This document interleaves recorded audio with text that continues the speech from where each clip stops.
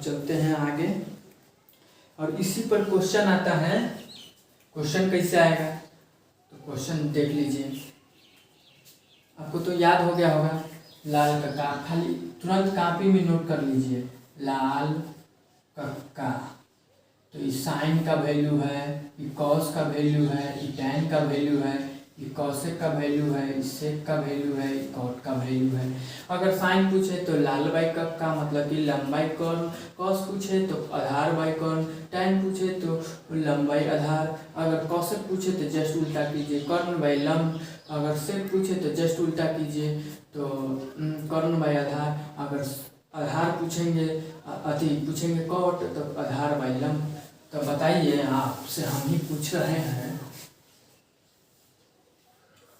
अब बताइए, कमेंट कीजिए साइन थीटा इक्वल टू क्या होता है। COSEC cosec theta equal to क्या होता है। सेक थीटा इक्वल टू क्या होता है। कॉट थीटा इक्वल टू क्या होता है।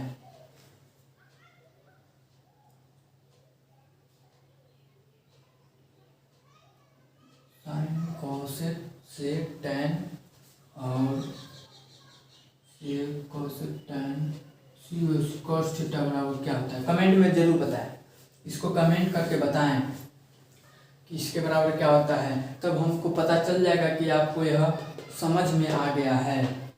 अगर कमेंट नहीं कर पाते हैं तो आप वीडियो को फिर से देखें और फिर से समझें और समझकर फिर इसका जवाब दें। जब तक आपको यह जवाब न मिल जाए फिर से वीडियो देखते रहें, तब तक देखें जब तक कि आपको अपने मन से यह क्वेश्चन नहीं बना लेते हैं।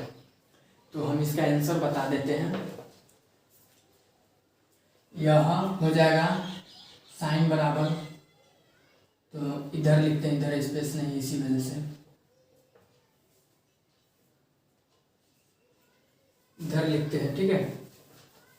इधर लिखते हैं साइन बराबर कितना होता है, साइन थीटा इक्वल टू होता है, तो हम गया लंब बाई कॉट। पहला का है तो तुरंत आप लाल का लिखिए, लाल का लिखे, तुरंत साइन बराबर पूछे तो साइन का तुरंत आप क्लिक किए, साइन बराबर क्या होता है, तो पहला का है तो पहला का लंब बाई कॉट, तो एल बाई के लिखे, एल से लंब होता है लंब बाई कॉट। फिर कॉसेक पूछे तो कॉसेक कितना में होता है, तो कॉसेक 4 नंबर में होता है, तो चौथा देखिए 4 नंबर ये है, 1 2 3 4, तो चौथा यह है 1 2 3 4 5 6, तो चौथा नंबर यह है, तो चौथा नंबर को तो यहाँ से उलट जाता है, तो यहाँ से कीजिए। ये कॉसेक कितना होता है, कॉसेक जो उल्टा होता है किसका, साइन का उल्टा होता है। दिमाग में आप सोचिए कॉसेक किसका उल्टा होता है, तो साइन का होता है, तो साइन का होता है, तो साइन का क्या होता है, तो साइन को उल्टा कीजिए, तो साइन का कॉर्न लंब बाई कॉर्न होता है, तो इसको उल्टा करेंगे तो कॉर्न बाई लंब हो जाएगा। फिर आप दिमाग में सोचिए कि सेक थीटा कितना बार, सेक थीटा का मतलब क्या होता है, तो सेक थीटा कितना में होता है, तो आपको दिमाग में तुरंत क्लिक करना चाहिए, यह होता है 5 नंबर में। तो पाँचवा देखिए, पाँचवा और कर्ण बाई आधार, तो यहाँ लिखिए, यहाँ पर ही लिख लीजिए पहले 4 नंबर में, तो के बाई एल, तो कर्ण एल से लंब।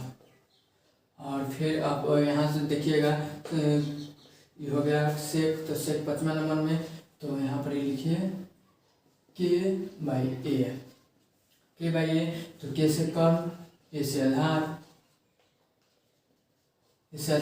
अगर आपको फिर से पूछा कॉट, तो कॉट कितना होगा, तो कॉट 6ठा नंबर में आता है, तो छठा देखिए 6ठा नंबर में, तो 6ठा नंबर में क्या होगा, तो 6ठा नंबर में ए बाई एल है, ए बाई एल, तो आधार, ए से आधार, एल से लंब।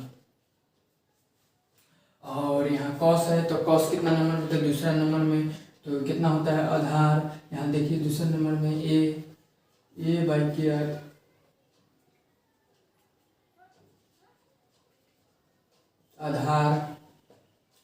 बाई कर्ण हो जाएगा।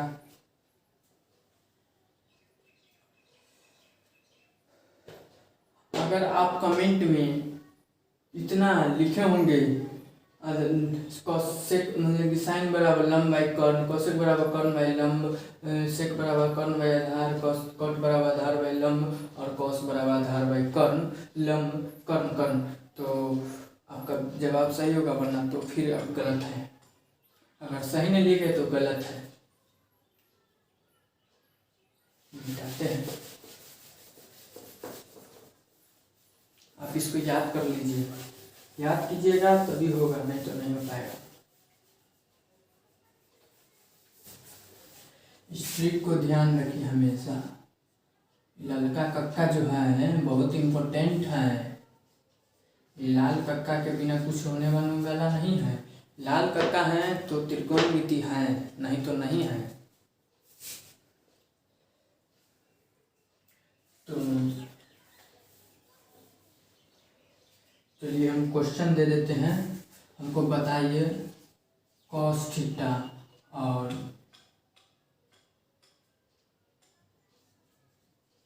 tan थीटा और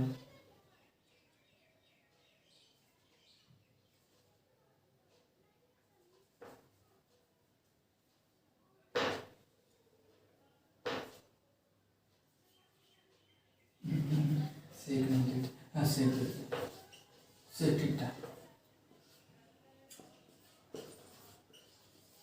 तीन नंबर 3 को क्वेश्चन हमको बताइए।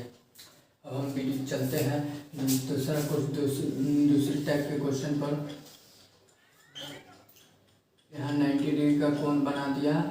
यहाँ एंगल ए हो गया, ये एंगल बी हो गया, ये एंगल बी हो गया, एंगल सी हो गया, ए बी सी। तो इसको तो कर्ण बोलेंगे, सबसे बड़ा एंगल है।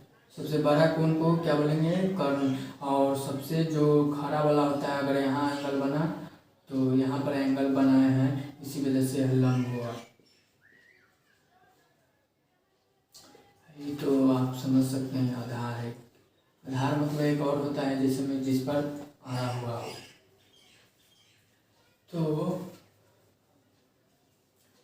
तो आप ये फॉर्मूला को समझिए। अगर यहाँ पर पहले तो समझ लीजिए, कर्ण के स्क्वायर इक्वल टू लंब के स्क्वायर प्लस आधार के स्क्वायर, फार्मूला है। इसी को पाइथागोरस प्रमेय कहते हैं। इसी को पाइथागोरस प्रमेय कहते हैं।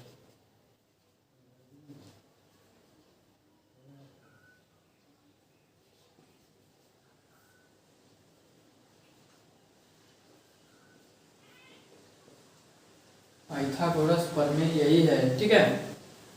तो पाइथागोरस प्रमेय ये है, और इसी का इसको सिद्ध करने के लिए आगे आएगा, तो आगे के वीडियो में हम इसको सिद्ध भी करके बताएंगे।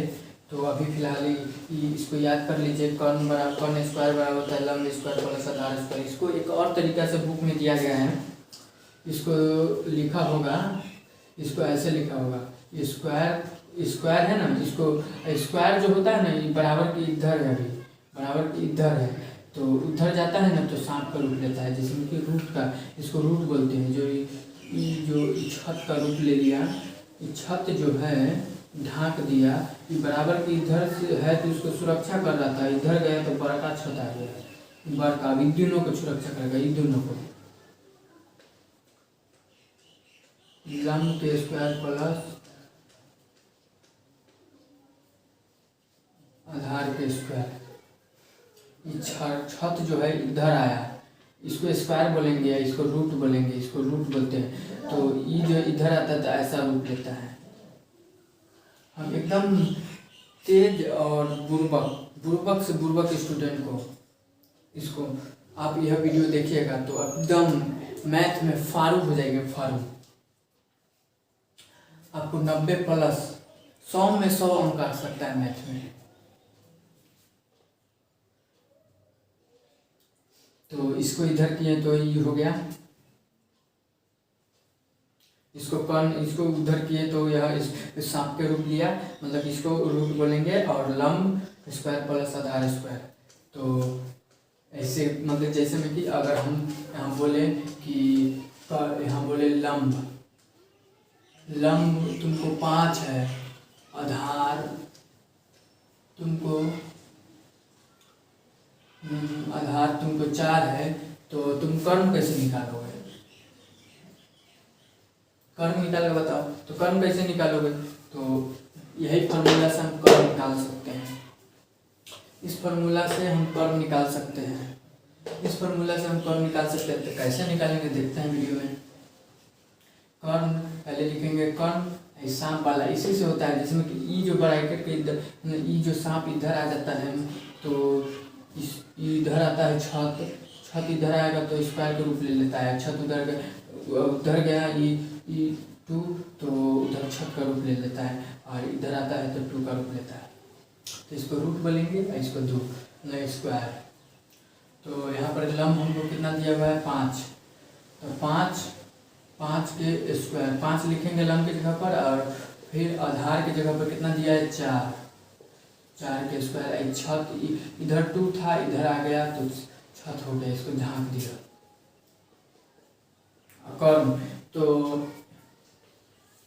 ये जो है 5 के स्क्वायर, इसका मतलब 5 के पावर 2, 4 के पावर 2, 3 के पावर 2, 2 के पावर 2, 3 के पावर 2।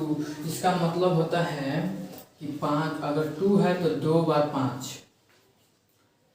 अगर 2 के पावर 2 तो 2 बार 2, 3 है 3 के स्क्वायर है तो 3 बार 3 जो है 2 बार है, 3 जो है 2 बार, 4 जो है 2 बार है, 4 जो है 2 बार है। तो उसी तरह ये हो 2 बार है, 5 2 बार है, तो 5 के 2 बार गुना करेंगे तो 5 गुने 5 बराबर 25। तो यहाँ 25 लिखेंगे, 25 लिखे। 4 को 2 बार गुना किए 16 हो गया, 4 को 2 बार गुना किए तो 16 ना आया, तो यहाँ 16 लिखें, 16 लिखें। फिर स्क्वायर का मतलब समझ गए। और तो 25 और 16 कितना होता है? 25 और 16, 25 और 1 33 10 41 होता है। तो इसका तो रूट होता नहीं है, तो 41। तो कर्म बराबर कितना आया? तो आंसर हो गया। आप आंसर में लिखिएगा डायरेक्ट रूट अंदर 41 आंसर। उम्मीद है कि यह भी क्वेश्चन आपको समझ में आ गया होगा। अगर नहीं आया तो आप फिर से देखिए, फिर से आगे हम बताते हैं।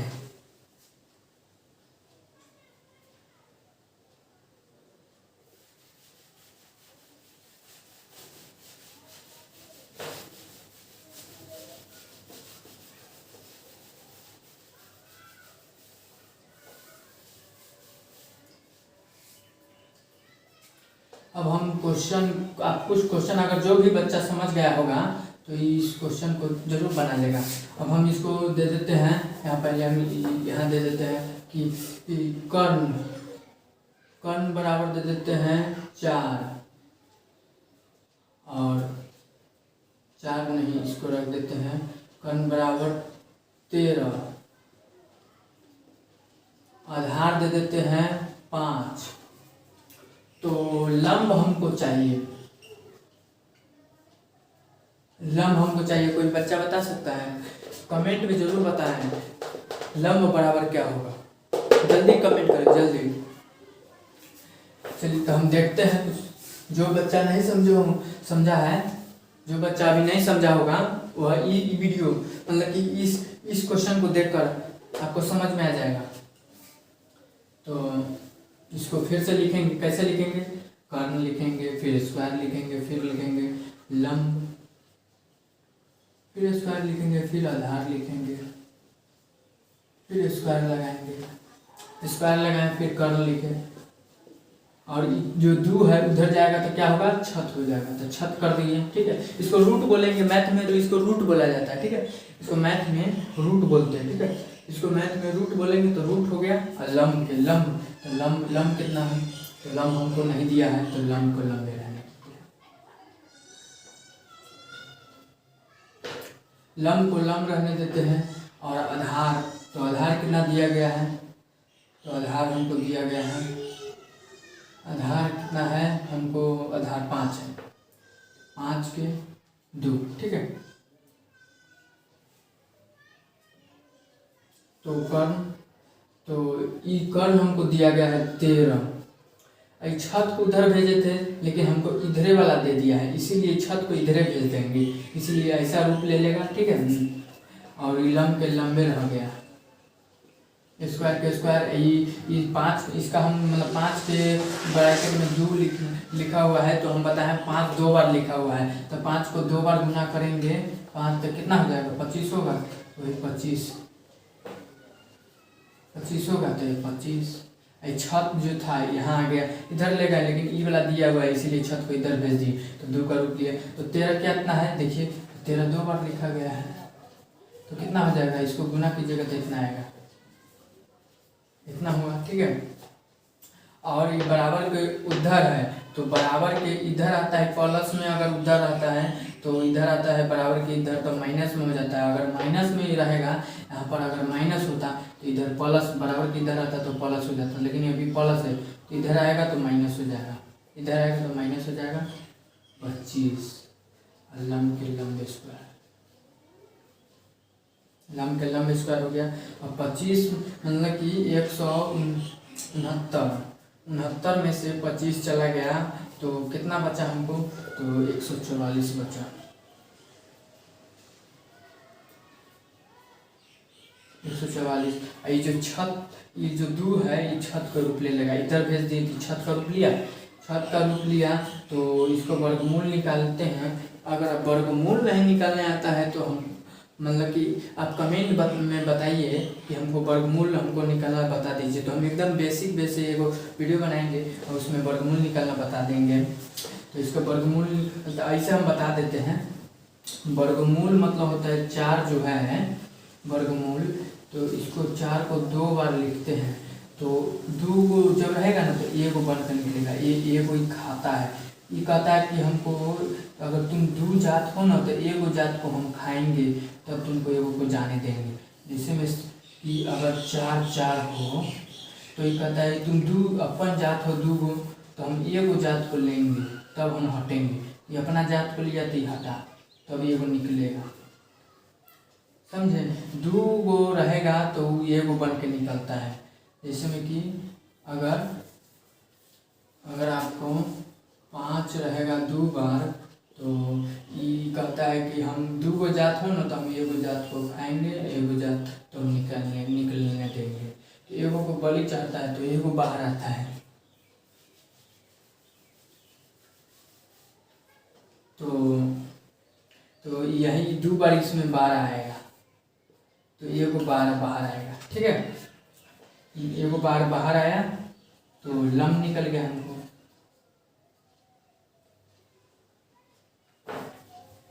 आपको नहीं दिख रहा होगा, यहाँ पर लिखते हैं,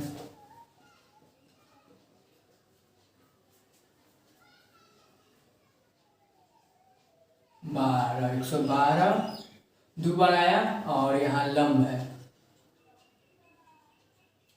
लंब में तो 12 एगो निकला, 2 गो तो एगो जात को खाता है, एगो को बलि दिया तो एगो बाहर निकला। ठीक है। और यहाँ लंब हो जाएगा, लंब हो गया, यही आंसर हो गया। अब यहाँ लिख सकते हैं लंब बराबर 12, ठीक है। अब आपको जरूर समझ में आ गया होगा, मिटाते हैं, वीडियो को पॉज करके आप उतार लीजिए, मिटाने से पहले वीडियो को पॉज कर दीजिए और मिटा लीजिए, मतलब कि वीडियो को मिटाने से पहले आप वीडियो को पॉज करिए जब खत्म हो जाए तो, और उसको लिख लीजिए, फिर वीडियो को स्टार्ट कीजिए।